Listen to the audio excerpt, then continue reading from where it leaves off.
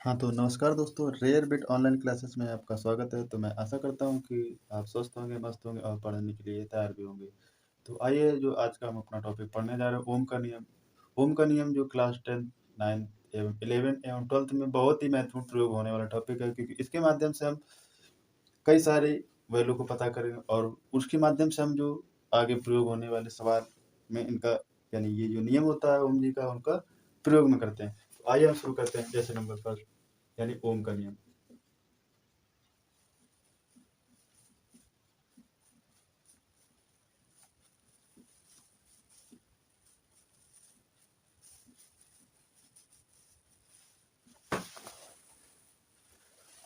तो ओम का नियम बेसिकली वह होता है, यानी ओम का नियम जो होता है, यानी हमारे एक ओम नाम के वैज्ञानिक थे, उन्होंने ये नियम दिया।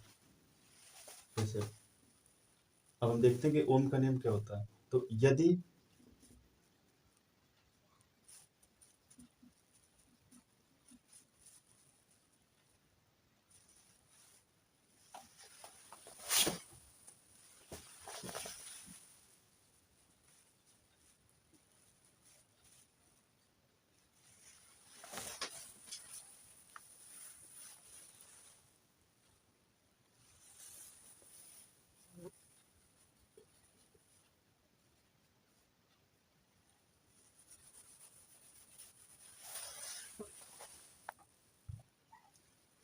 भौतिक अवस्था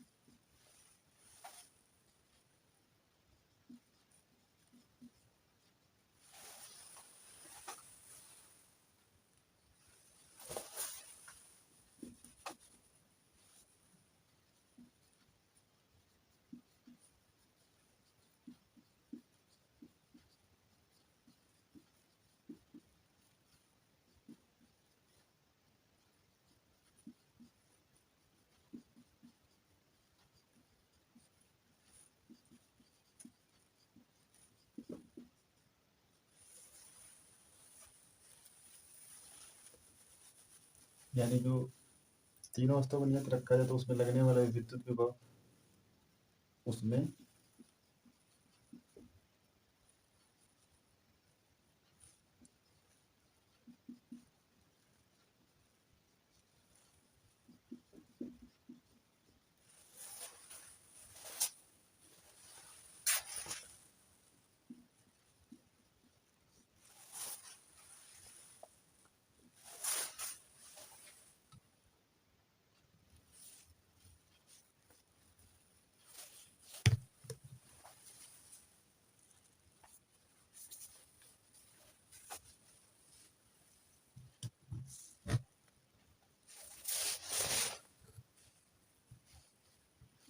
तो इस प्रकार देख रहे हैं कि ओम का नियम, यदि ओम के नियम के अनुसार यदि भौतिक अवस्था जैसे ताप दाब आयतन को नियत रखा जाए या कांस्टेंट रखा जाए, तो उसमें लगने वाला जो विद्युत विभव V होता है, उसमें प्रवाहित होने वाली विद्युत धारा I के अनुक्रमानुपाती या समानुपाती होता है।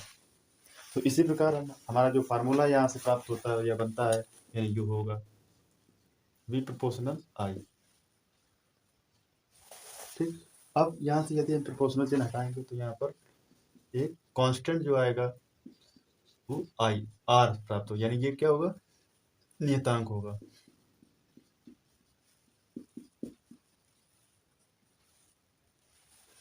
तो अब जो यहाँ पर ये जो नियतांक होता है, इसी को ही प्रतिरोध कहा गया है।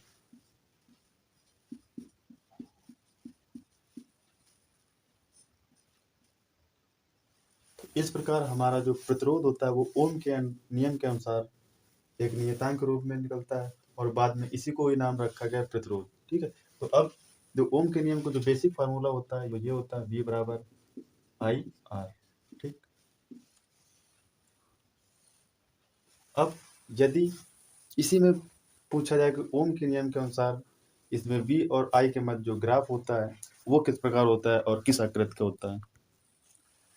तो जैसे कि आप ओम के नियम की परिभाषा से ही आप समझ रहे हैं कि यानी जो उस पर लगने वाला विभव V होता है वो विद्युत धारा के अनुक्रमानुपाती होता है। इसमें जब हम V और I के बीच एक ग्राफ खींचेंगे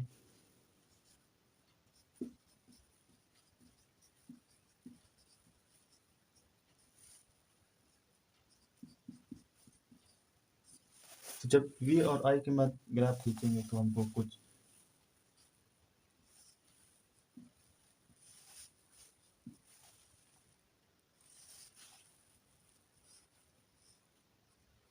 एक सीधी रेखा के रूप में प्राप्त होगा।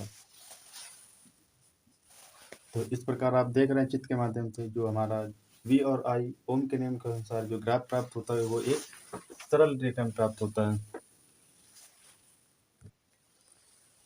तो अब V और I के मध्य जो ग्राफ का जो प्रश्न बनता है वो हमेशा ऑब्जेक्टिव के रूप में बनता है। जैसे कभी बहुविकल्पी प्रश्न बनता है कि बताइए कि V और I के मध्य जो ग्राफ हमारा वो तो किस प्रकार बनता है।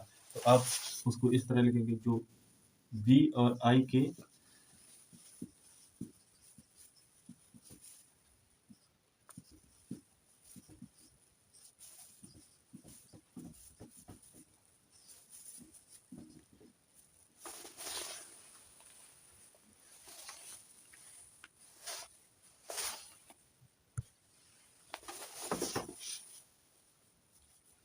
वह रेखी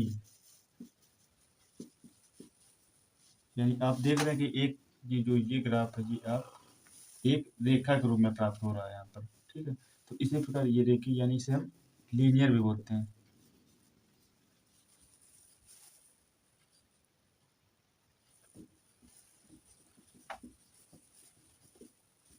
अथवा सरल रेखा भी कहते हैं।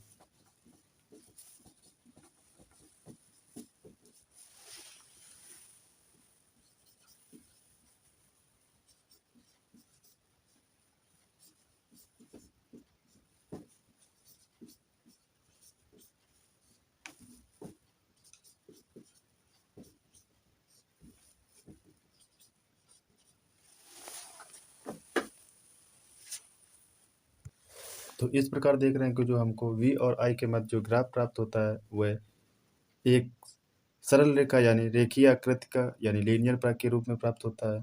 तो आइए हम एक बार फिर से इसका रिवीजन करते हैं।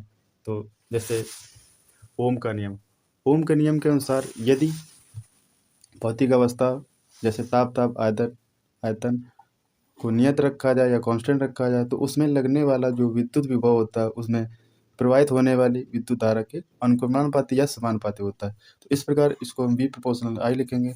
अब जब यहाँ से हम कोई प्रोपोर्शनल चिन्ह हटाते हैं तो उसमें एक कोई नियतांक शब्द का प्रयोग होता है। तो यहाँ पर जो नियतांक वर्ड आया है वो R शब्द आया है, उसे हम प्रतिरोध कहते हैं।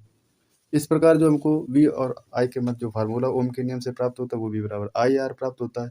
इसी प्रकार V और I के मध्य जो हमको ग्राफ ज्ञात करते हैं तो जो V और I के मध्य हमने ग्राफ आपको खींचकर बताया है, जो एक देख रहे हैं कि एक सरल रेखा यानी रेखीय आकृति के रूप में प्राप्त हुआ है, जिसे